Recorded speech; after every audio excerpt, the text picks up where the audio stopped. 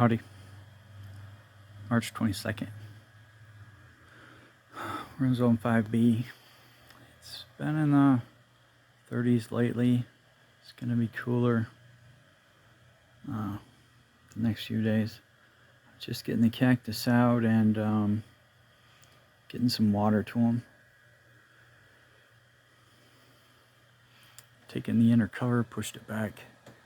All these cactus were up in there. They weren't watered over the winter. And all these stayed in here. Low 40s, some 30s in the winter. It never froze in here. One of the thermometers said that it got to be 33.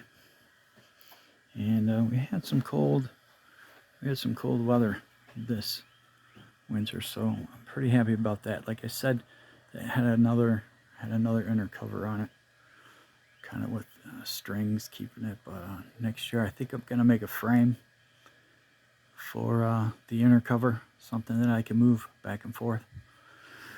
But it seemed to work well. I had a lot of humidity in here, but we're gonna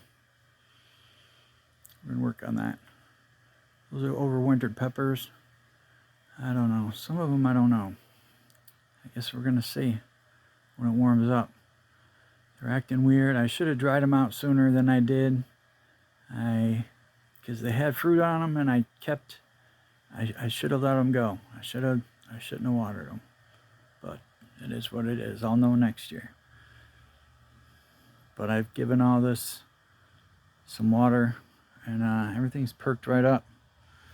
Some nice flowers on that.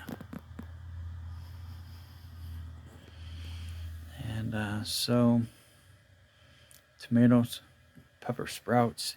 When the sun shines, it's pretty warm in here, like low 80. Up by the roof, it's 90s and 100. So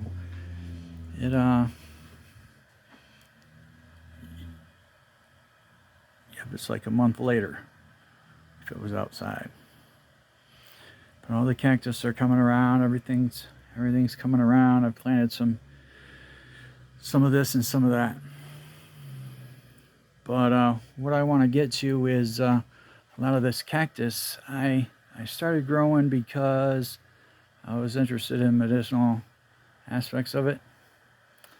And like I tend to do, I overestimated what I did, and I didn't really look into it. But all these cactus are active. They are active, but what we have right here is what they call online tbm2, which stands for Trichocereus bergesi clone 2, or clone B. I'm sorry, clone B. So the clone B is known to be like reliable as far as the medicine. Like with these guys, you don't know from one to the other. And my best bet with these is to, like some of these I'm going to use this year, is to make one big batch of a tea or an extract from these, and then just dose it from there. But these are reliable enough that some guys just actually cut the pieces and dry it up and put it in capsules and dose it like that. But what I'm up to is this cactus's growth habit is, see that end, that penis? That thing it's terminated, which means it's not going to grow anymore from there. And it won't put out one of these babies, a little sprout, a little pup, in any place except, you see where the areola or whatever it is, but that's where they put out pups. So these tips of these is never gonna get past where it is. So that's what I'm doing. I'm harvesting these tips, and you can see I've been doing that on some of my other ones. And then I I've been cutting them at an angle. You don't want something flat that water can sit in. And after I do it, I've dusted them with diatomaceous earth. In my mind, I just want that spot to dry out. You know, I want it to be as dry and callous as possible. And that diatomaceous earth will do that. I'm going to put a fan on it as well, just to make sure that gets dry. And I'm not going to water these plants again for, you know, a week or so. Just make sure that heals up. But I'm going to walk through the process here. These are pieces that I've cut from these other plants over here. I've got a pretty small collection, but you see I've dusted every one of them, and those were all terminated, and I think that's going to give, you know, the new ones a chance to grow.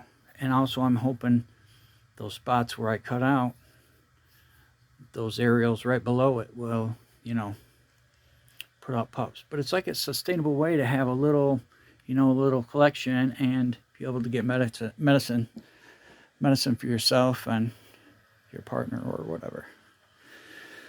But yeah, that's what I'm up to here today. I got a couple more to do, but I just wanted to show you. And I'll make another one when I get up. What I intend to do is cut this up into very small pieces.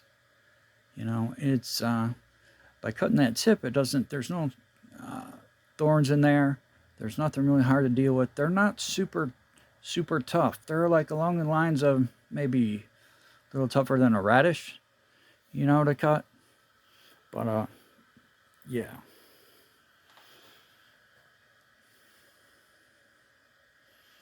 And I'm gonna weigh this, so, you know, later on when we do the extraction or the tea or whatever, we can kind of figure how much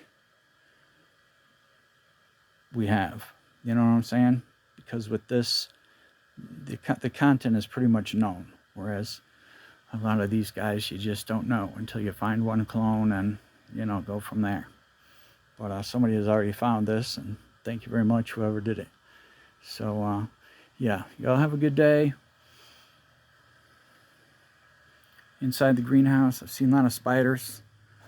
There was like a hatch, so there's a bunch of really small spiders around. I can't tell what kind they are, but I've seen a lot of jumping spiders. I've seen one, a pretty good sized one, that maybe has been here a couple of years. But yeah, it's been pretty nice in here. When the sun shines, it's quite warm. Well, hope y'all have a wonderful day, and we'll see you when we start taking care of some more of this stuff and get further down the line with that. Good day.